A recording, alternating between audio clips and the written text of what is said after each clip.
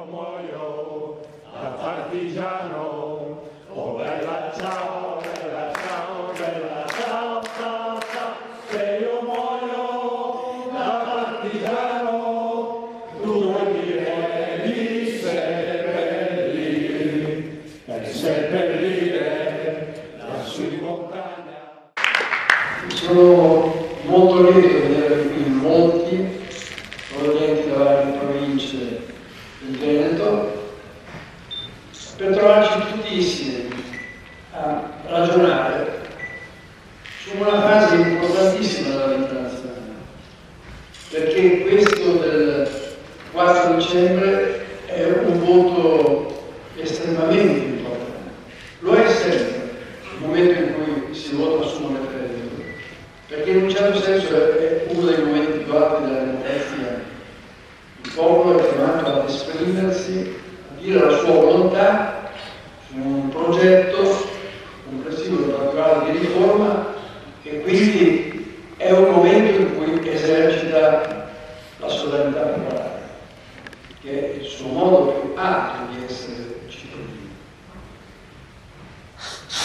Lo è particolarmente in questa fase perché un referendum dovrebbe essere chiarissimo, tant'è che si chiede di rispondere con un sì o con un no. Quindi dovrebbero esserci domande chiare, precise, nette, sicure, senza infingimenti o imbrogli, in modo tale che il cittadino informato possa dire liberamente la sua. E bisogna dire subito che in questo caso non c'è.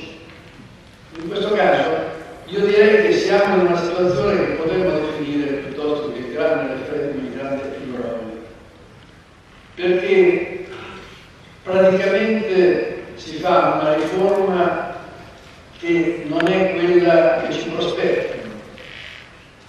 Piuttosto che descriverci i contenuti e spiegarci su che cosa dobbiamo esprimerci, cercano di prefigurarci futuri incredibili, i risultati del referendum, se si vota sì o se si vota no, di distorcere la nostra attenzione dai problemi reali. E quando sembra che vengano al merito, ci raccontano spesso delle straordinarie cose.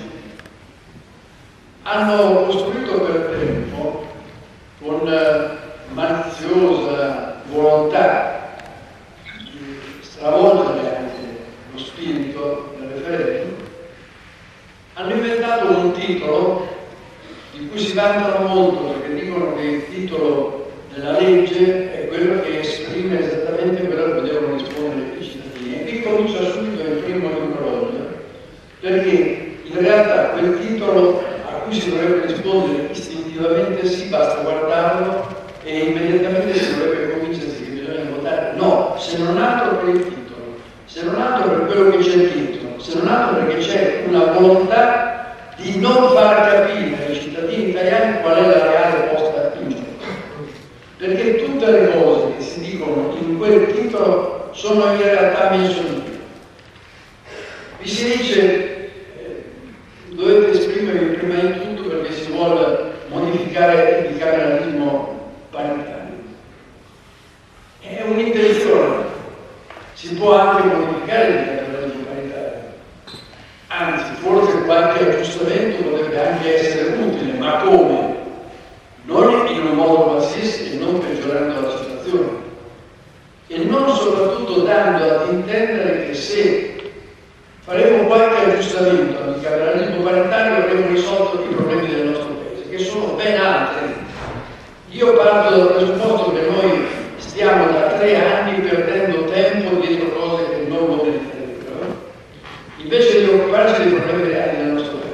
Da quel giorno infausto, in cui era Presidente della Repubblica di allora, venne in mente nel 2013 di lasciare al suo successore, che si era verso la fine del suo settennato, come lascito un progetto di riforme costituzionali e creò un gruppo di saggi. Non molti ricordano forse che i gruppi di saggi in realtà non erano uno solo, ma erano 2. Il gruppo dei saggi quali il primo doveva occuparsi delle riforme costituzionali e il secondo doveva occuparsi dei problemi di carattere economico-sociale. Naturalmente conclusero le loro operazioni in pochi giorni, i 10 saggi dell'uno e dell'altro, ma quelli dei saggi che dovevano occuparsi delle riforme costituzionali, con le idee, le proposte, andarono in qualche modo avanti con il governo successivo, che per non sbagliare i saggi ne nominò 35. Dei primi addirittura che dovevano occuparsi delle questioni economico-sociali si è perduta la traccia. È difficilissimo oggi, perfino per un esperto che volesse andare a vedere se hanno fatto una relazione, come l'hanno fatta, che cosa hanno detto, che cosa hanno chiesto. È una fatica, non una fatica per me che maneggio come si può farlo non essendoci nati, ma anche per un giorno di quelli che ci nascono col computer, stanno tutto su internet, sulla rete.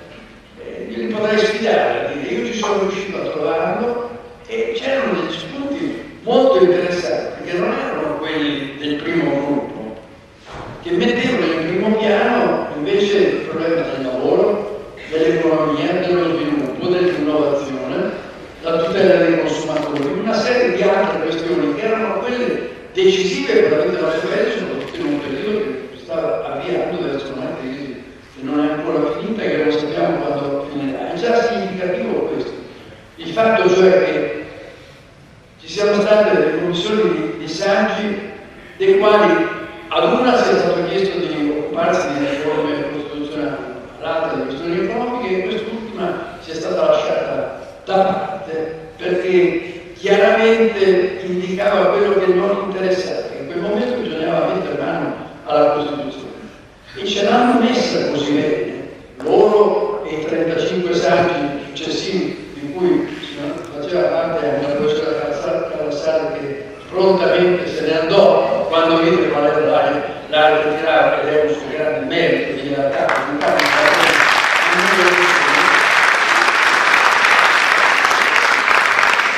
e dove al governo di allora venne la brillante idea di allargare ancora il discorso mettendo in discussione, mettendo la modifica perfino dell'articolo 138 della Costituzione, cioè quello che dice come si modifica la Costituzione, cioè modificare addirittura le regole del gioco. Il risultato è che si persero 2 anni, non si fu una proposta condivisa e cadde anche quell'idea, fortunatamente, di fronte all'enorme protesta non solo popolare, ma anche dei giuristi, degli studiosi, di tanti, di poter modificare addirittura le regole del gioco. E quindi 2 anni persi. Poi si è ricominciato da capo, è venuto un altro governo, questo governo si è rallacciato ancora, questo è considerato che dovesse essere suo compito fondamentale, non quello che gli avremmo volentieri chiesto, ognuno di noi, ti decidi ad attuare questa Costituzione, in cui sono importanti i principi, ma sono importanti anche gli ordini che dà ai governi, che li hanno in gran parte disattesi. Ti decidi a fare questo, invece no, ci propone qualche cosa di diverso. Il superamento del bicameralismo paritario, l'aggiustamento di questo sistema che si potrebbe, ripeto, ancora fare, ma non peggiorando la situazione, perché chiunque prenda il testo di questa riforma si accorge che rimane lo stesso il bicameralismo. Non sarà più paritario, ma peggio ancora, perché il sistema viene ulteriormente complicato. Se prima c'era un sistema per elaborare le leggi, adesso ce ne sono almeno, secondo alcuni, 8, secondo alcuni addirittura 10, e in nome della semplificazione o delle iniziative votate questo e così semplifichiamo il sistema legislativo, che invece diventerà più complesso. Se si dice poi si migliora con questo il sistema istituzionale, perché in qualche modo non avremo più 2 Camere che fanno la stessa cosa, e anche su questo c'è da fare qualche osservazione.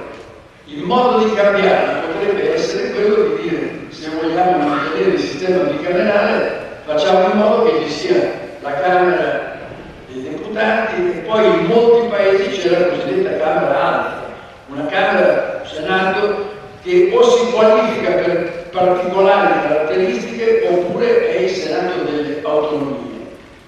Allora si potrebbe giustificare un'operazione del genere. E se invece il disegno appare un altro, fare nella Camera la Camera Alta, perché è la Camera quella che fa tutto, quella che ha la maggioranza, quella che fa la dichiarazione dello stato di guerra, quella che nomina in prevalenza i carichi dello Stato, perché avrà la maggioranza se c'è il premio di maggioranza, e così via. È un Senato striminzito, ma ridotto, diminuito di colpo di 200 unità, non eletto dai cittadini. È un Senato che non si capisce bene che cosa sia, perché è già gravissimo il fatto che questo Senato non sia più eletto dai cittadini, perché vuol dire togliere di colpo ai cittadini il loro più grande potere, quello di eleggersi i propri rappresentanti. In una democrazia che è di tipo parlamentare, la prerogativa che ha il cittadino è quella di poter governare, dirigere di forma assembleare, delegare e nominare i suoi rappresentanti. Se gli si toglie questa possibilità, addirittura per un ramo della Camera, il Parlamento, chiaramente questo cittadino è dimezzato nella sua sovranità popolare. E questo sarebbe gravissimo. Ma poi, non avendo il coraggio di fare la grande scelta che avrebbero potuto fare, ci sono dei paesi che hanno un sistema monocamerale, però con quantità di pesi e contrappesi e di garanzie, ovviamente, mantengono il bicameralismo non più cosiddetto paritario, ma in forma tale che predomini sempre e sicuramente la Camera. Perché la Camera, ricordiamocelo, ci continua a dire che non c'entra niente la legge elettorale con quello che dobbiamo votare il 4 dicembre, è un'altra bugia gigantesca, intanto perché questa legge elettorale è una legge dello Stato e non si può fare a meno che non ci sia. E non siamo così piccoli, ingenui e stupidi da pensare che davvero la modificheranno, perché secondo me non la modificheranno mai, oltretutto, perché adesso lo dicono improvvisamente, perché ognuno sta pensando al proprio interesse e ognuno la vorrebbe in modo da uscirne vincitore, ed è la ragione per cui non la potrebbero modificare mai, perché è impossibile mettersi sostanzialmente d'accordo. In realtà alla fine poi esce fuori anche il Presidente del Consiglio che dice, se tutti dicono che bisogna modificare la legge elettorale, pronto anch'io a modificarla, non ho particolare difficoltà. È di scarsa memoria, perché non si ricorda questo Presidente del Consiglio che sulla legge elettorale ci ha messo la fiducia, cioè ci ha investito la responsabilità di governo. Adesso non gli piace più, ma non è vero, ecco la bugia. Lo sta facendo solo perché pensa di riconquistare un po' di voti della minoranza del PD, promettendogli, io spero che la minoranza del PD sia abbastanza saggia da capire che si tratta soltanto di promesse da marinaio, perché non c'è il tempo materiale di qui al 4 dicembre per modificare la legge. E ci potrebbe essere una promessa di modificarle, ma se vi facessi l'elenco delle promesse non mantenute da quando c'è il governo Renzi in Italia, vi tratterei qui fino a notte e perderei anche il mio telefono.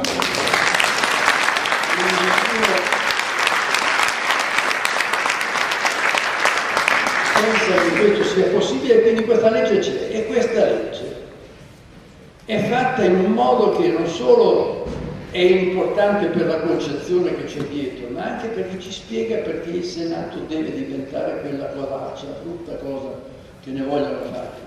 Perché la legge elettorale dice che chi vuole governare deve presentare, il partito che vuole governare deve presentare un programma e indicare il nome del capo del partito, in modo che se vince quel capo del partito dovrebbe automaticamente diventare anche il capo del governo, cosa tra l'altro contraria alla nostra Costituzione, secondo la quale dopo le elezioni chi chiama, chi ritiene che possa avere l'incarico di tentare di creare un governo è il Presidente della Repubblica.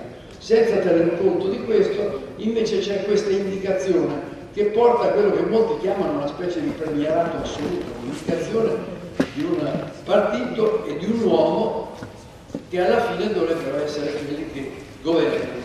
E come lo governano? Perché il disegno fondamentale della legge elettorale è quello che ad un certo punto, se si raggiunge il 40% dei voti, si ha un grosso premio di maggioranza con il quale si ha praticamente la maggioranza assoluta alla Camera, che è una cosa grave perché è contraria a quello che ha sempre detto la Corte Costituzionale e perché questo premio di maggioranza così forte distorce la volontà popolare. Voi avete eletto dei partiti perché abbiano una certa rappresentanza e questi ottengono poi un premio per i quali diventano molto di più di quelli che in realtà voi avete voluto che fossero. Il premio di maggioranza può essere consentito, ma pensate che nei momenti peggiori il premio di maggioranza era collocato all'asticella al 50%, cioè con la legge truffa, se si raggiungeva il 50% si diceva beh, questo ha quasi la maggioranza assoluta, diamogli qualche cosa perché l'abbia e possa governare. Ma il 40% è molto meno. 40 è qualcosa che a un certo punto, se uno, e non è casuale, questo 40 non vi ricorda qualche cosa, se ci pensate, non vi ricorda le elezioni delle europee di qualche anno fa, nelle quali ci fu un partito che raggiunse il 40%, e c'è qualcuno che pensò, se abbiamo il 40% ci facciamo una legge elettorale con la quale noi che abbiamo il 40% prenderemo il premio di maggioranza e avremo la maggioranza assoluta. Era sbagliato, poi si è visto che era sbagliato, sono d'accordo, non sanno come rimediare, ma comunque non è proprio così, perché il 40% è un pochino diminuito nel frattempo, vedo che adesso i sondaggi parlano del 31% o qualcosa del genere, quindi il disegno, e poi se non si raggiunge il 40% c'è il ballottaggio, e nel ballottaggio vince chi ha più voti, e a questo punto c'è il rischio che ci sia qualcuno che ha più voti di quel partito, per cui anche un disegno antidemocratico e perfino dal punto di vista di chi l'ha fatto potrebbe risultare anche sbagliato. Ma comunque quello era il disegno. E il disegno spiega però il retropensiero. Sì, però se ho la maggioranza quasi assoluta, praticamente assoluta alla Camera, posso fare quello che voglio con un partito solo al comando e con quella designazione, addirittura potremmo dire con un uomo solo al comando, perché è quella la situazione che stiamo vedendo e che è quella che ci ricorda momenti che non vorremmo più che si ripresentassero. Se c'è un'idea che non ci piace è quella dell'uomo solo al comando e ce la possono far piacere a tutti i costi.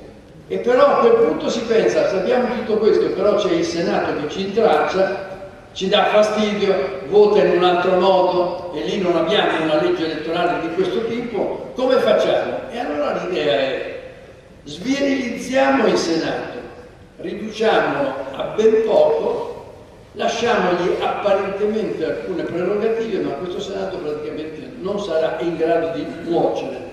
E la prima cosa che si fa è un Senato delegittimato di per sé, perché non è eletto dai cittadini e quindi è già un organismo che di per sé perde nella valutazione degli stessi cittadini.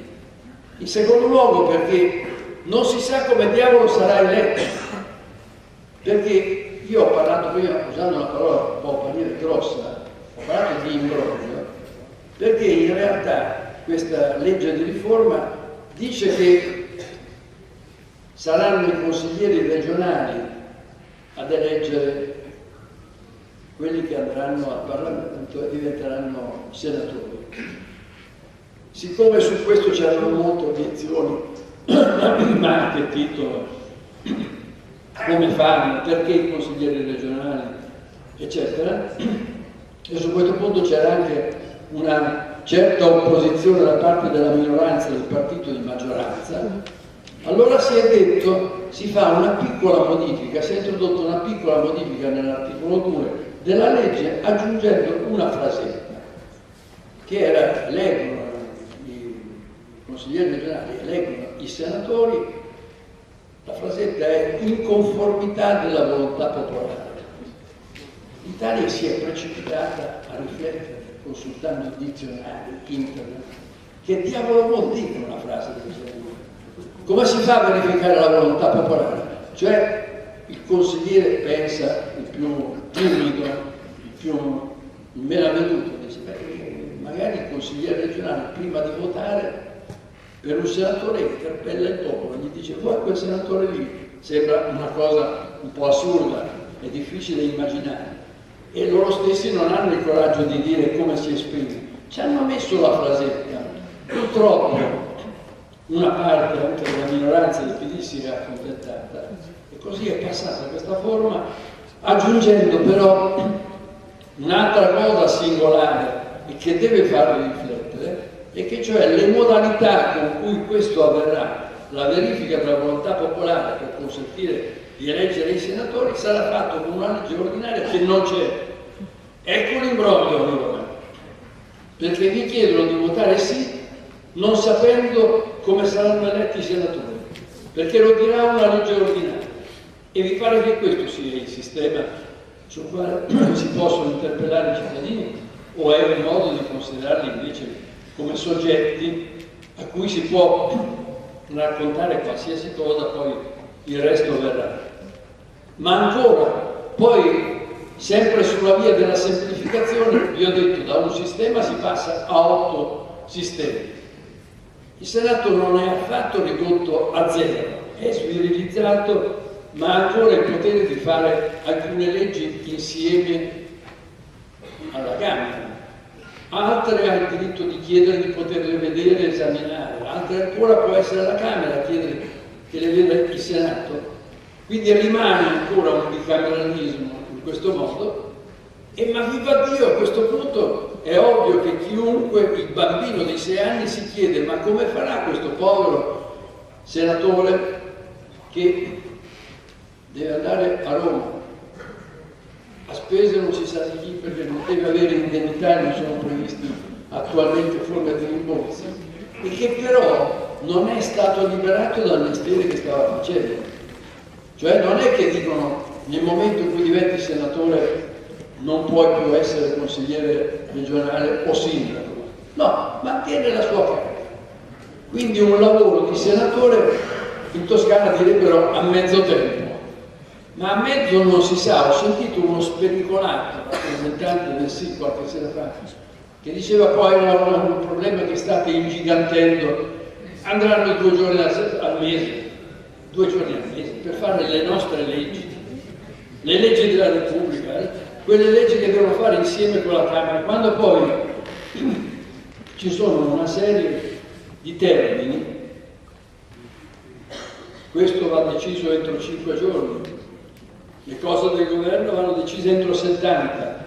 Bisogna rispettare questi termini, bisogna rispettare quella norma che c'è nella Costituzione che dice che i parlamentari, tutti, anche i senatori, sono tenuti a partecipare alle sedute delle commissioni e dell'Aula. E quando ci andranno? Io ho degli amici sindaci con i quali, vecchi amici, vorrei bere un caffè una sera. Se gli dico troviamoci una sera almeno per bere un caffè, mi dicono non ho mai tempo perché sono assillato da 1000 problemi. Però non potrà bere il caffè con me se verrà eletto senatore, ma dovrà andare a fare le leggi della Repubblica. Non vi sembra un'assurdità gigantesca sulla quale vi chiedono di votare? Ma ce n'è ancora un'altra che sembra minore, sembra piccola, però anche questa è importante, cioè la Camera ha una durata prevista, 5 anni, il Senato no. I senatori decadono quando viene meno l'organismo che li ha eletti. Se si rifà il Consiglio provinciale, il regionale, i senatori decadono, bisogna eleggere degli altri, magari a metà di una legge, magari nel momento in cui finalmente hanno capito di che cosa si sta parlando, con fatica, perché il tempo è poco.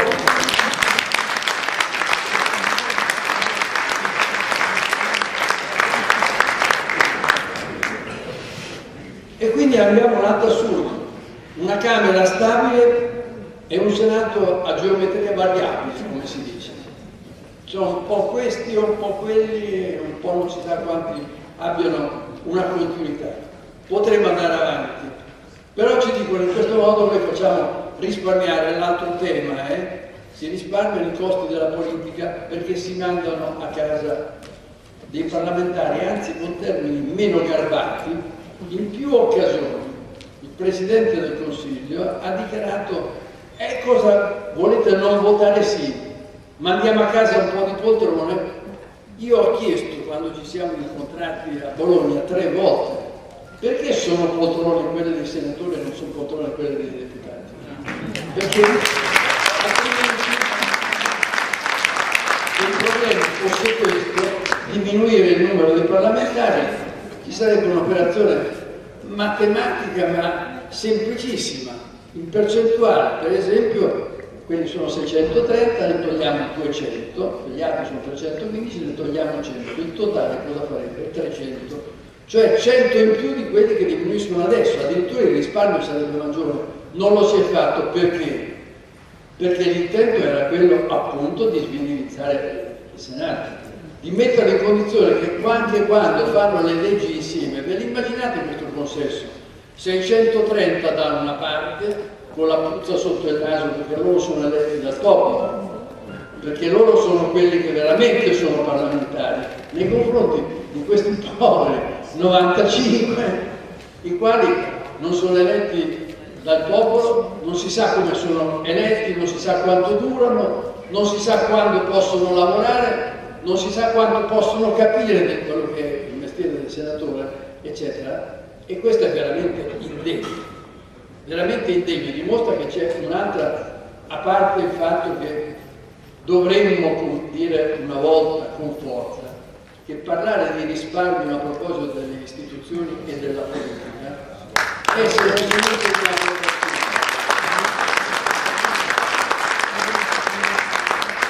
perché il termine giusto, ma non solo per le istituzioni, non solo per la politica, ma per tutti, anche per le aziende dipendenti dallo Stato o collegate allo Stato, dovrebbe essere quello: diminuiamo o eliminiamo gli sprechi. Questo semmai è l'orribile manifesto che ha diffuso il PD, poi credo l'abbia tolto di fronte alle proteste perfino dei loro, che diceva mandiamo a casa i politici. Intanto si sono ribellati i loro politici che non vogliono affatto andare a casa, ma poi è proprio il segno del populismo peggiore. Avrebbe potuto dirla Salvini una frase del genere, ma che la dica il partito di maggioranza è pericoloso alla fine ed è particolarmente grave. Ma vedete che il disegno come si va delineando bene, con chiarezza, perché praticamente il sistema di pesi e contrappesi che aveva immaginato il legislatore costituente se ne va all'aria in questo mondo, perché c'è soltanto il predominio di una Camera in cui si fa tutto. E io francamente me ne fido anche poco, perché di fronte per esempio alla dichiarazione di guerra, io vorrei che ci fossero tutte le garanzie possibili e immaginabili. Invece viene ridotto soltanto alla decisione, sia pure a maggioranza assoluta dalla Camera, ma noi sappiamo che c'è la maggioranza assoluta, quindi praticamente la dichiarazione di guerra la fa un partito. E siccome quel partito ormai si identifica con un uomo solo che decide che l'Italia entra in guerra. Va bene che adesso si entra in guerra senza dirlo, e quindi diventa una cosa...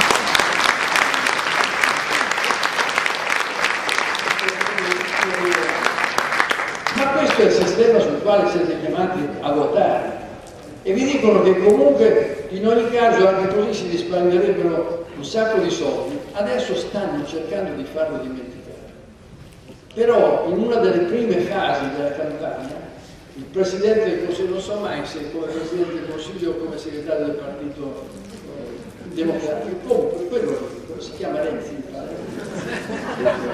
ha detto a un certo punto: ma pensate, noi mandando via, eliminando il bicameralismo paritario e diminuendo i poteri del Senato e diminuendo dei senatori, risparmiamo 500 milioni che sarebbe bellissimo dare ai poveri.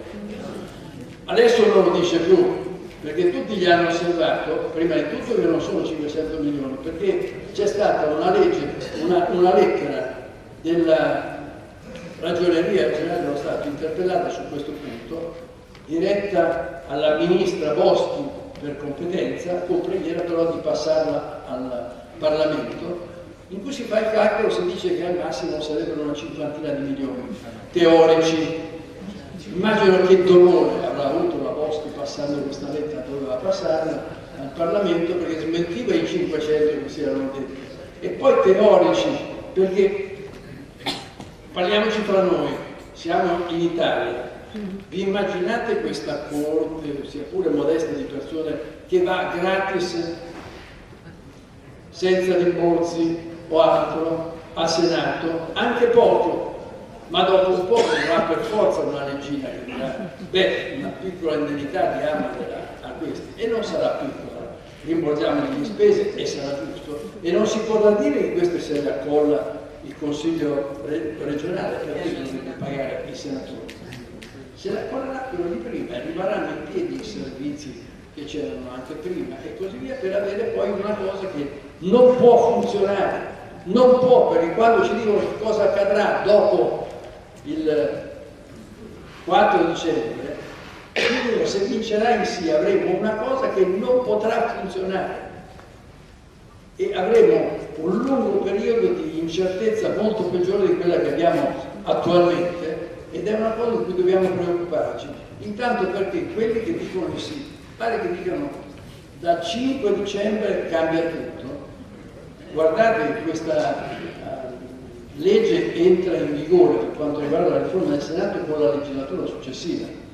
Quindi se va bene da una legislatura dopo il 2018, quando si dovrebbe votare. Nel frattempo rimarrà la situazione come quella attuale, con un Senato che però è sulla via di uscita, un dipendente praticamente che è nel periodo di preavvisa, di solito non se lo augura nessuno, perché non è un dipendente che produce molto, che è particolarmente appassionato, sa che deve andarsene dopo 15 giorni, figuratevi un Senato che è condannato a morire, che per 2 anni però è lì che fa ancora le leggi nello stesso modo. Intanto si studia come risolvere gli infiniti problemi di quegli 8 sistemi di votazione delle leggi e come risolvere il problema economico, come risolvere il problema del part-time di questi e così via. Un guazzabuglio incredibile di fronte al quale si dice non potete che votare sì, sì, se siete così ingenui da credere alle parole che vi dicono e non mettete il naso.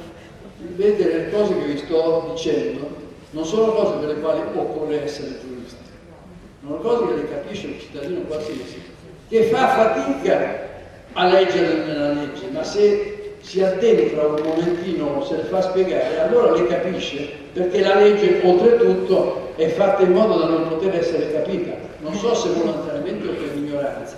Certo è una delle leggi peggio scritte di quelle che io abbia mai conosciuto, anche non è per cui di leggi scritte ma ce ne sono tantissime, e adesso anche di fronte a questo argomento ho sentito l'altra sera il Presidente, quello di sempre, che rispondeva a uno che diceva scritta male questa riforma, oltretutto diceva c'è stato uno alla Costituente che ha detto questa legge, questa Costituzione è scritta male.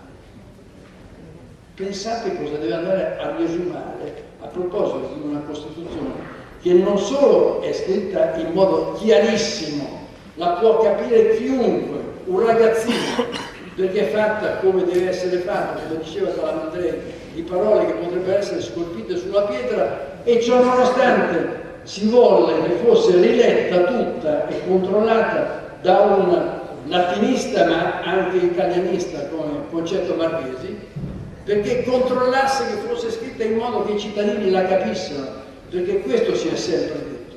Una Costituzione deve essere chiara e comprensibile. Quando si fa 47 articoli in cui non si capisce niente, perché, oppure si capisce fin troppo quando ci si va dentro, cioè non si vuole essere capiti. C'è un attore che fa molto bene questa scena della lettura del nuovo articolo 70, e lo legge, man mano che va avanti non finisce più, si incalza, si arrabbia, alla fine è esasperato perché l'articolo 70 prevede tante cose, tanti rimandi, non a questa o quella legge, ma addirittura al comma tale della legge tale o della legge tale. È roba che Calamandrei diceva la Costituzione dovrebbe poter essere incise sulla pietra, perché il passante legga questo è il mio diritto, questo è il principio, il valore a cui mi devo attenere. Devi leggere quella cosa, impazzisci, e c'è ancora una ragione in tutto questo. E diciamo anche una parola, visto che noi parliamo più di rado, anche sulla riforma del titolo quinto della Costituzione, dove si corregge qualche errore commesso sicuramente con una legge di riforma del 2001, di cui mi onoro di essere stato un oppositore, perché in quel momento ero al Senato con pochissimo successo. Il mio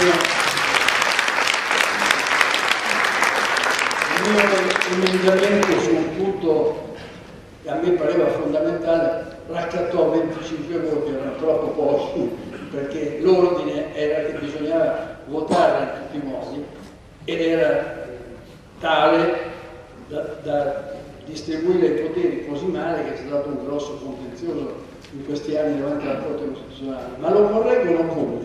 Riportando al vertice, al centralismo, tutti i maggiori poteri per le maggiori materie, quelle nelle quali spesso sono le regioni che possono avere anche una competenza specifica o devono comunque metterci mano, e invece viene riportato tutto alla competenza esclusiva dello Stato.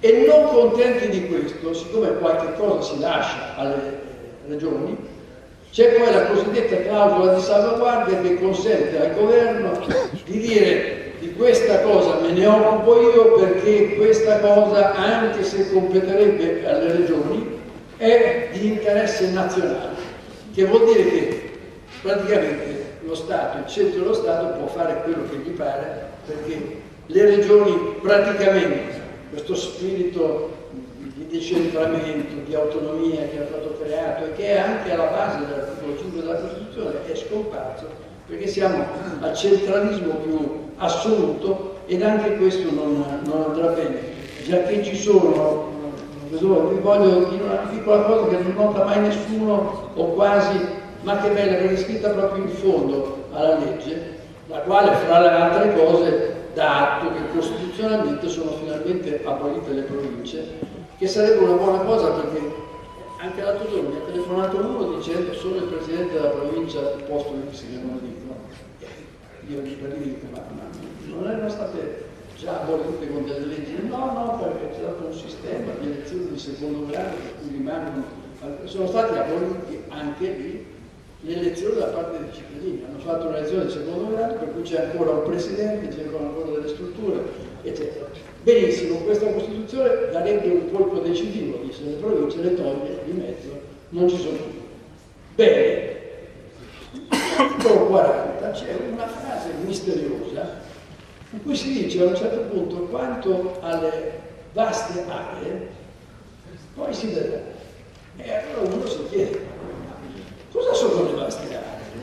Perché la definizione non c'è, poi sono infilate lì fra le disposizioni finali, questo accenno, non è che sono le province che risorgono, come l'Araba Fenice che risorgeva continuamente sotto altra forma, perché aver collocato lì in un angolo, o ancora una volta è un esempio di ignoranza, di sciattezza straordinaria, oppure anche qui c'è un disegno che accanto così ai comuni, le regioni, l'area metropolitana ci ritroveremo l'est di vasta area che non sappiamo cos'è, che però ce lo faranno sapere se si degneranno, se avremo l'ingenuità di votare sì in favore di questo obbrobrio di legge.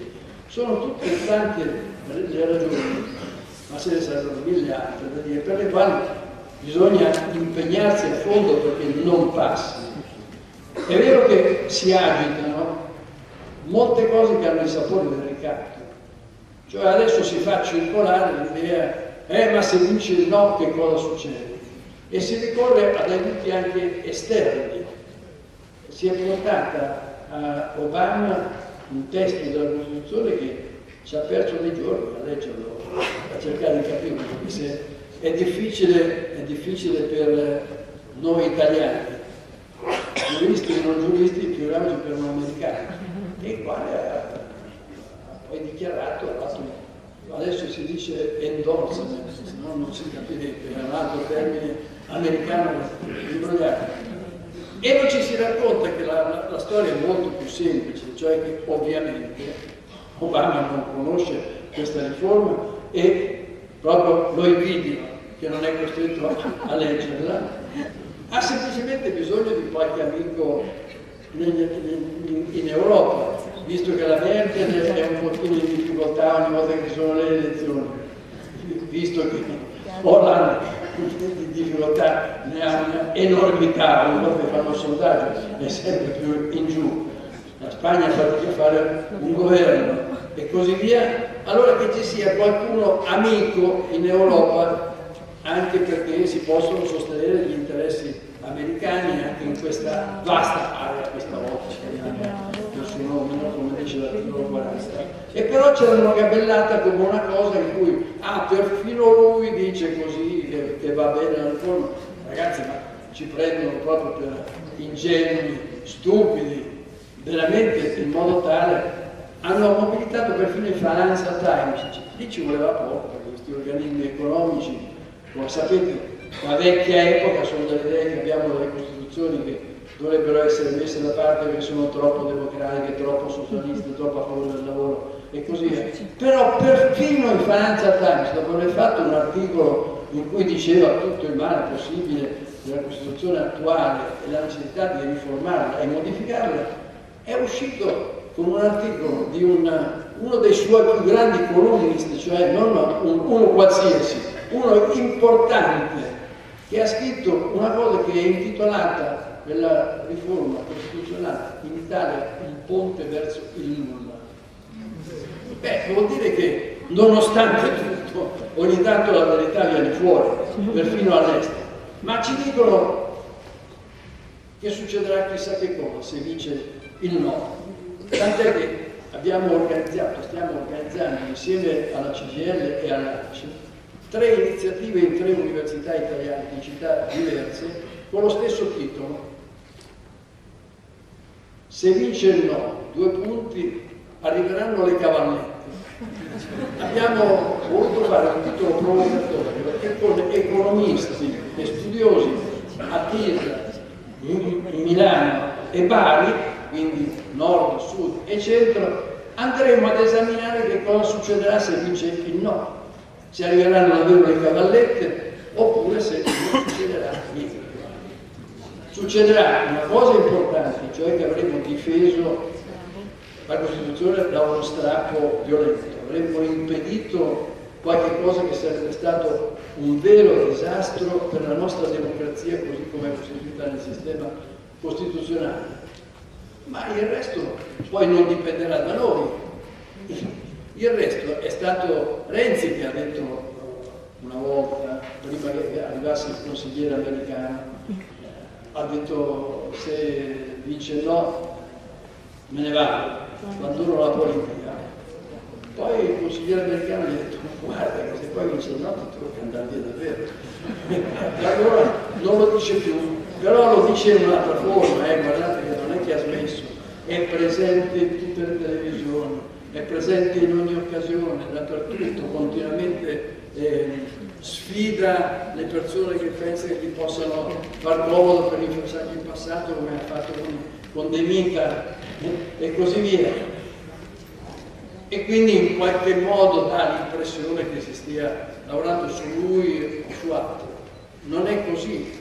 Non è così perché il nostro sistema costituzionale è fatto in modo che se andasse, dopo la vittoria del no, andasse da Mattarella non potrebbe che dirgli, ragazzi mio, non ci sono i presupposti perché tu vada via, ma non vada via spontaneamente. Chi può dirti se devi andare via è il Parlamento. Io ti rimando al Parlamento se ottieni la fiducia. Se il Parlamento gli dà ancora la fiducia vuol dire che ce lo dobbiamo tenere ancora per un po'.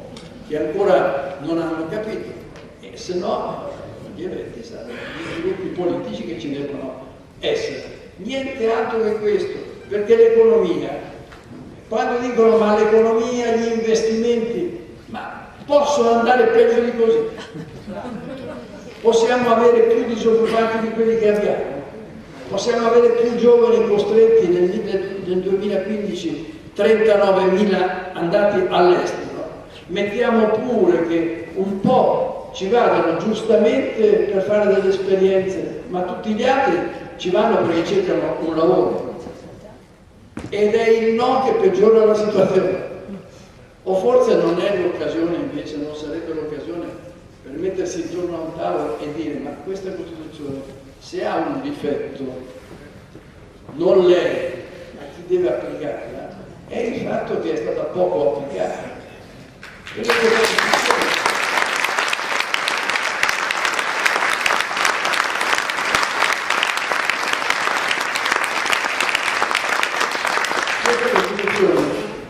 che alcuni hanno detto che è la più bella del mondo, poi sono pentiti perché era stato Benigni che aveva detto che era la più bella del mondo, adesso la vuol cambiare. Non so, succede anche di questo. Noi non abbiamo detto mai che è la più bella del mondo, abbiamo detto che è una bella Costituzione nata dalla Resistenza e con dei principi e dei valori importantissimi.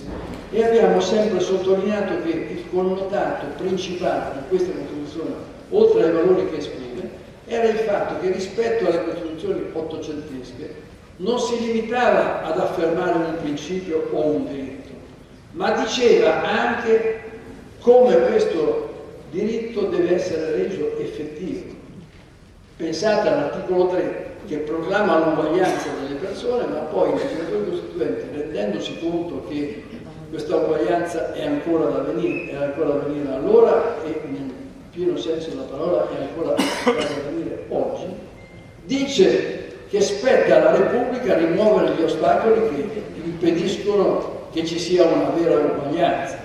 E così accade, per questa è la grande novità della Costituzione italiana, che accanto all'affermazione del principio pone un ordine ai governi: dovete fare questo perché questo diritto si realizzi.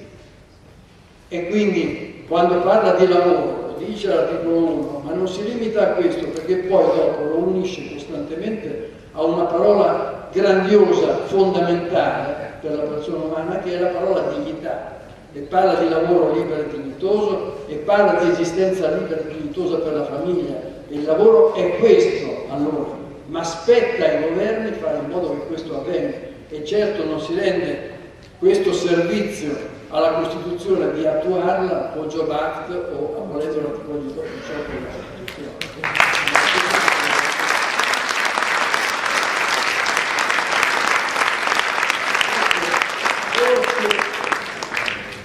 Questo sarà un successo possibile se vincerà il no, oltre a questo aspetto di aver impedito, che è sempre una cosa importante, ma è una cosa limitata, aver impedito una cosa ma lasciando le cose come stanno. Fosse il momento nel quale riusciamo a metterci intorno a un tavolo davvero, e a porre sul tappeto i problemi reali e a porci delle domande. Ma davvero il problema è quello del bicameralismo in questo Paese, quando abbiamo dei dati che ci dicono che oltretutto siamo, perfino come lunghezza del periodo legislativo, siamo nella media europea. E quindi non è vero che siamo i peggiori, siamo come gli altri, ci mettiamo un po' perché la giustizia in tutti i paesi non si è adeguata ai tempi. Un tempo c'era poca litigiosità, c'erano meno delitti, c'erano meno problemi, è cresciuta la domanda di giustizia e non si è provveduto a fare in modo che la giustizia fosse adeguata. C'è una lentezza comune a tutti i paesi. E quindi questo è il discorso che si può vedere e constatare con molta facilità. Allora ci mettiamo intorno a un tavolo e diciamo: i problemi veri non erano questi, i problemi erano quelli di quella commissione i cui risultati si sono persi nelle nebbie dei tempi, e sono quelli degli investimenti, sono quelli del fare in modo che in un paese che è soggetto purtroppo a pericolo continuo sismico, crolli quello che deve crollare purtroppo di fronte a un evento del genere quando questo è irrimediabile, ma non crollino per esempio le case o le scuole o gli edifici ricostruiti dopo un precedente terremoto, ma non secondo le regole sismiche. E poniamoci altre domande. Se non possiamo opporci agli alluvioni, possiamo però fare in modo che teniamo liberi i letti dei torrenti. Mettiamo cioè in sicurezza il territorio nazionale. Se mettessimo in sicurezza il territorio nazionale e mettessimo in sicurezza i nostri beni artistici, daremmo lavoro a una quantità di gente enorme e in più avremmo un paese migliore. Io fremo all'idea che ho letto una statistica secondo la quale l'anno scorso ha avuto più visitatori e turisti Palma de Mallorca rispetto a tutta la Sicilia. Ma qua a Palma de Mallorca non c'è niente oltre il mare. La Sicilia è piena di bellezze, ma vanno a Palma de Mallorca e c'è qualcosa che non funziona. Siamo noi che non sappiamo tutelare i nostri beni artistici, farli valere, così come non siamo in grado di tutelare la nostra vita, perché poi quando crollano le case, crollano anche famiglie distrutte, beni. Un piano finalmente di questo genere, che abbia natura come vuole la Costituzione sociale, che non dia il primo posto al profitto, perché si ricordino questi signori che c'è un articolo 41 nella Costituzione che dice che l'iniziativa economica privata è libera, ma a condizione che rispetti l'utilità sociale e non contrasti con la libertà, dignità e sicurezza della persona.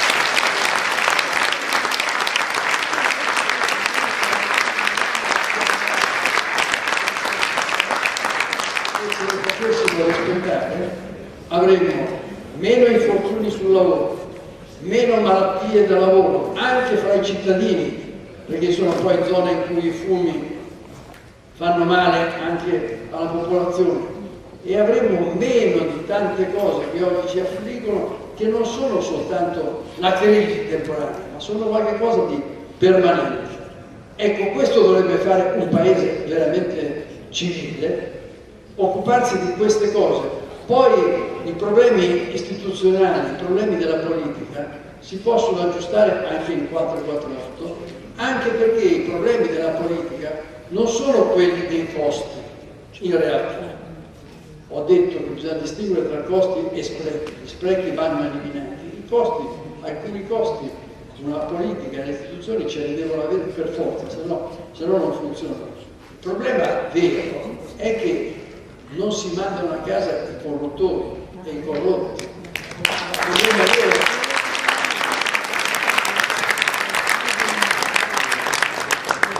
è che siamo un paese in cui domina ormai la criminalità organizzata e non organizzata ad ogni livello.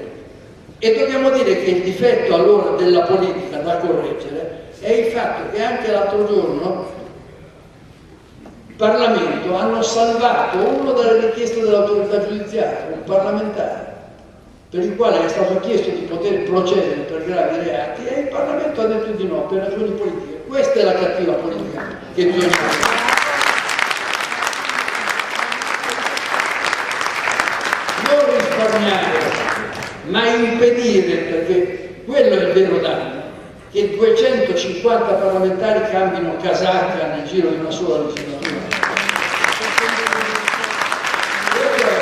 Sono idee che dobbiamo dire. Allora, alla fine concludo. La vera domanda in questo referendum non è quella che è scritta come hanno voluto candidamente nel titolo della legge. La vera domanda è molto più semplice. Cittadino italiano, sei chiamato a dire con un sì o con un no se vuoi essere un cittadino o un suddito. Il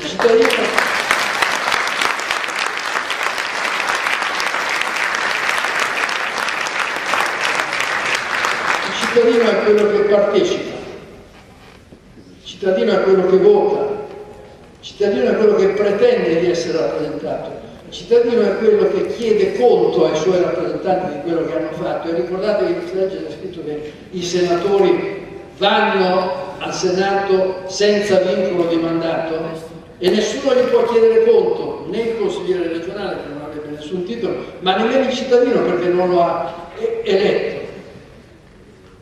Ecco, questo è il vero problema. Risparmiare serve quando ci sono gli sprechi, però il grosso risparmio per la nostra economia, per la nostra vita, per la nostra convivenza è quello di avere finalmente un paese pulito, un paese onesto, un paese corretto, in cui la politica, che deve esserci perché è il sale della democrazia, fa quello che è scritto nell'articolo 49 della Costituzione, che dice che i partiti sono necessari per concorrere al bene collettivo e alla direzione collettiva della vita pubblica, non per fare gli interessi propri, ognuno il suo, non per fare il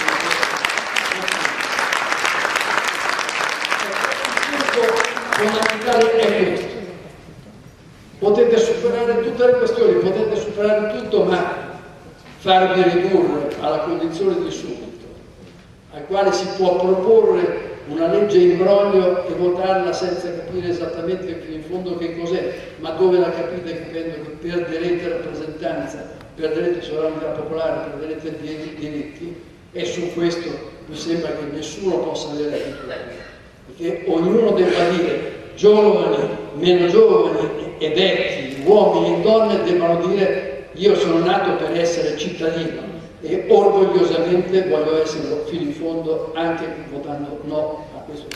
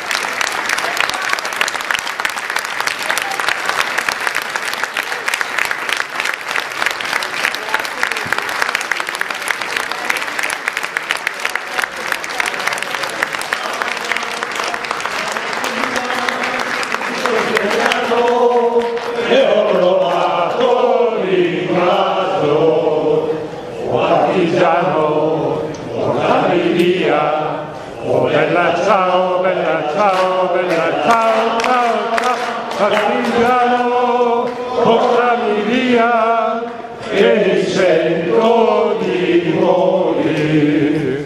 E se io muoio da partigiano, oh bella ciao, bella ciao, bella ciao, ciao, ciao, se io muoio da partigiano, tu vuoi dire di seppellire lassù in montagna, oh bella ciao, bella ciao, bella ciao, ciao, ciao, seppellire lassù in montagna, sotto l'ombra di un bel fior, e le genti che passeranno, oh bella ciao, bella ciao, bella ciao, ciao, ciao, e le genti che passeranno mi diranno che bel fior, questo è il fiore del partigiano, oh bella ciao, bella ciao, bella ciao, ciao, ciao, questo è il fiore del partigiano, morto per